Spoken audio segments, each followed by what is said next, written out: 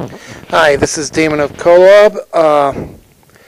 I'm going to start with this video, a new series.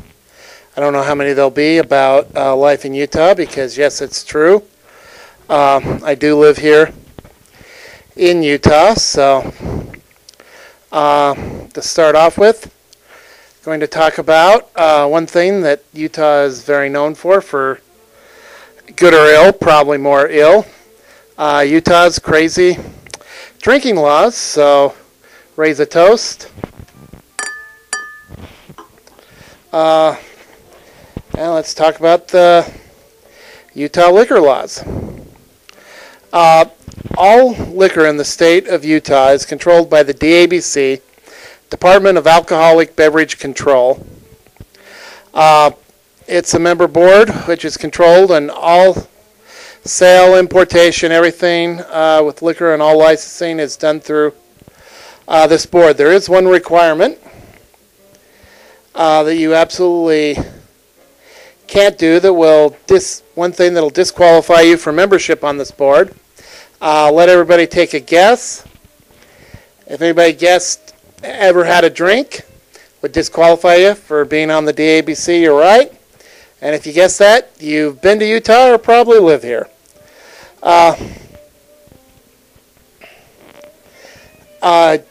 It's not true. Some people think that Utah is a dry state, that you can't get a drink here. But you can. Liquor is sold at the state-controlled liquor store. There's a few of them scattered throughout the state. It's also sold at licensed restaurants. You must order food when you get a drink. And it's also sold at private clubs. Also in Utah, in the supermarkets, you can buy weak 3.2 beer. Now, the one thing about Utah is, like I said, you can get a drink here, but the liquor laws are crazy. They can change on a heartbeat and a dime, and the regulations just get crazy and don't really make a lot of sense sometimes.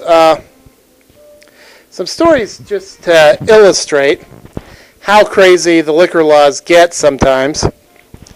A few years back, they passed a new regulation. I found out about it.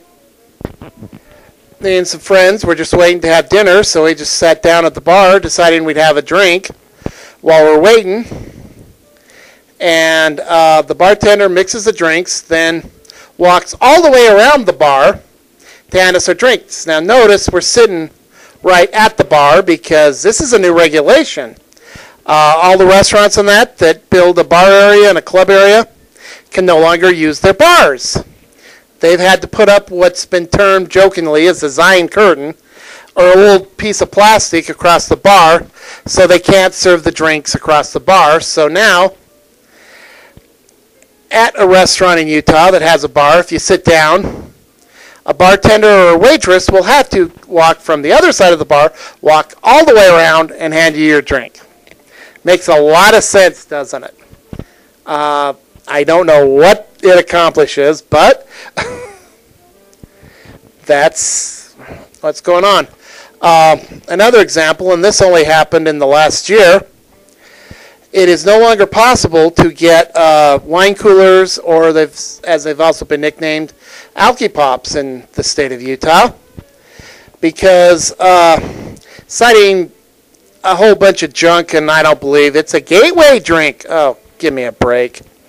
But due to the greed of the state, they thought they could make more money by requiring that all these Alky Pops, which actually fit the requirement as a 3.2 beer because they only have 2.0 alcohol, so they're way below the legal limit, and they are malted beverage, so they should be allowed to continue to be sold in the supermarkets according to the state rules, but they passed the law and said they could only be sold in the state liquor store.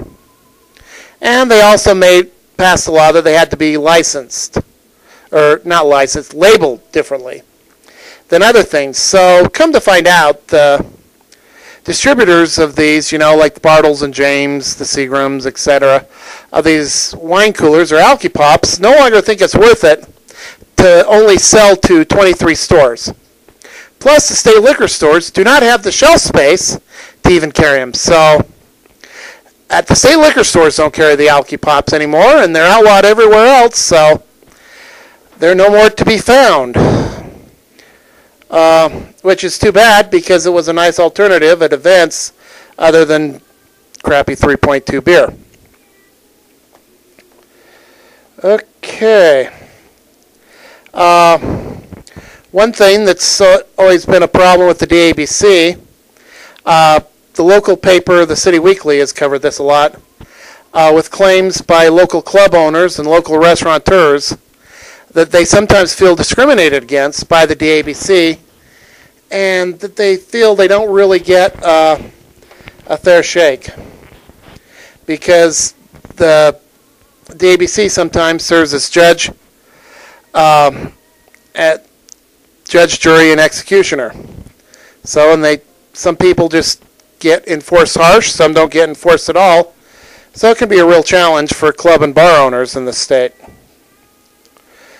Okay, you cannot bring any alcohol into the state of Utah legally. Nothing at all.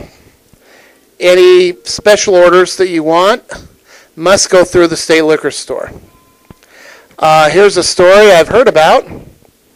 I do know one person who they were traveling out of state, tried a very fine wine that they really liked, and they decided they wanted it. Ordered it through the state liquor store,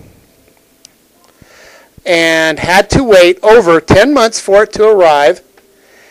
And when it finally arrived, it cost $269.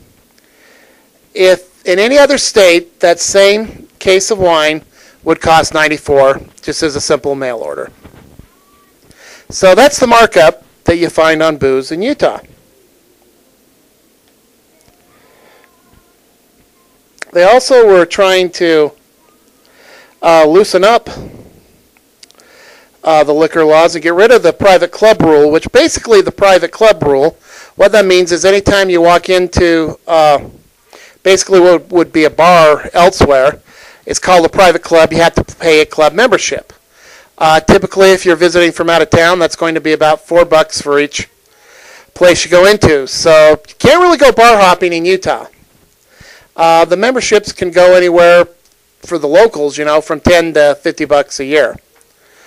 But you can buy a one-time, one-week membership for $4. Or the better thing, and at least if you've got a large group of you, usually that one person can buy the temporary membership and sponsor the rest of the group.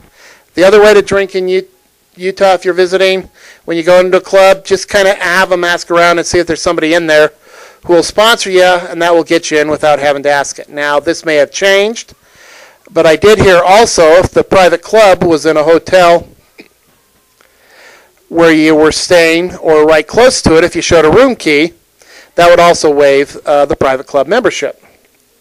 The new Governor Huntsman, and the new mayor of Salt Lake City have been pushing to get rid of this stupid private club rule and to just make all the clubs public, and just anybody can go in and drink according to the state rules. Looks like they were making real progress until a new Speaker of the Utah House, Senator Waldhopes, is now trying to toughen up the liquor laws again and erase any progress that might have been pushed for by a more rational governor.